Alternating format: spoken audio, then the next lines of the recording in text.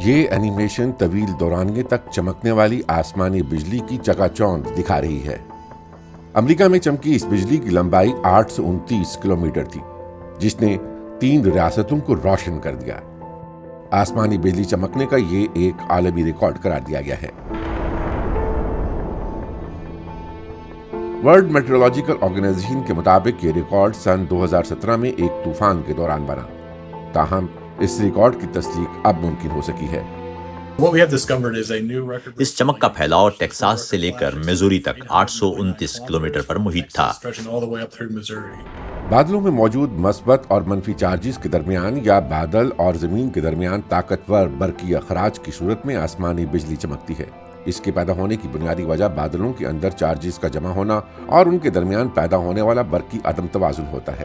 بجلی چمکنے کے دوران ہوا کی حرارت اچانک ہزاروں ڈگری سینٹی گریڈ تک پہنچ جاتی ہے، جس کی وجہ سے ہوا تیزی سے پھیلتی ہے اور ایک دھماکہ نما آواز پیدا ہوتی ہے جسے گرج کہا جاتا ہے۔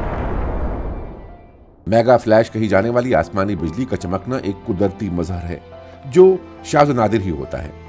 یہ آسمانی بجلی کا ایک سلسلہ ہوتا ہے جو کئی گھنٹوں تک جاری رہتا ہے اور سینکڑوں کلومیٹر تک پھیلا ہوتا ہے۔ ہم چمک کے ایسے سلسلے کو میگا فلیش کہتے ہیں جس کا پھیلاؤ 100 کلومیٹر تک ہوتا ہے، اس لیے یہ عام چمک کی نسبت بہت زیادہ ہوتی ہے۔ اس کا اثر بھی بہت زیادہ ہوتا ہے اور اس سے عام آسمانی بجلی کے مقابلے میں لوگوں کو نقصان کا خطرہ بھی زیادہ ہوتا ہے۔ سیٹلائٹ کی مدد سے جمع کیے گئے اعداد و شمار کی مدد سے اس ریکارڈ چمک کا پتہ لگایا گیا ہے۔ اس امیج میں بجلی کے پورے راستے کو دیکھا جا سکتا ہے۔ چمک کے مختلف حصوں میں مثبت اور منفی چارج تھا جو یہاں سرخ اور نیلے رنگ میں دکھایا گیا ہے۔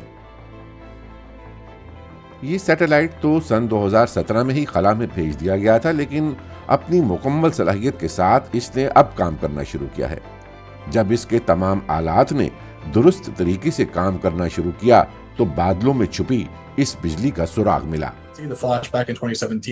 یہ واقعہ سن 2017 میں پیش آیا، لیکن ہم اسے نہیں دیکھ پائے کیونکہ ٹیکنالوجی، ہمارے سینسر اور دیگر چیزیں گوز 16 سیٹلائٹ کی لانچ کے بعد بہتر ہوئیں۔ ہمیں اب بھی کچھ سافٹ ویئرز کی ضرورت ہے۔ ہمیں مدار سے بہت زیادہ ڈیٹا موصول ہو رہا ہے اور اسے کم وقت میں پروسیس کرنا مشکل ہے۔ اسی وجہ سے ہم اس واقعے کو بھی ابتدائی کوشش میں ریکارڈ نہیں کر پائے تھے۔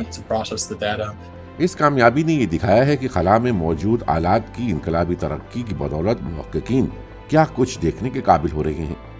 پہلے سائنسدانوں کو بجلی کی چمک کو ماپنے کے لیے زمینی نقشوں پر انحصار کرنا پڑتا تھا۔ یہ نقشے چمک کو کافی باریکی سے ریکارڈ کرتے تھے، لیکن صرف اسی کو جو اس کی حدود میں آتا تھا۔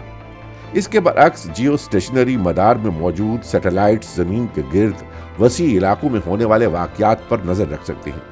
اس کا مطلب ہے کہ اب آسمانی بجلی کے ایک ہی سلسلے کو کئی مقامات پر ریکارڈ کیا جا سکتا ہے۔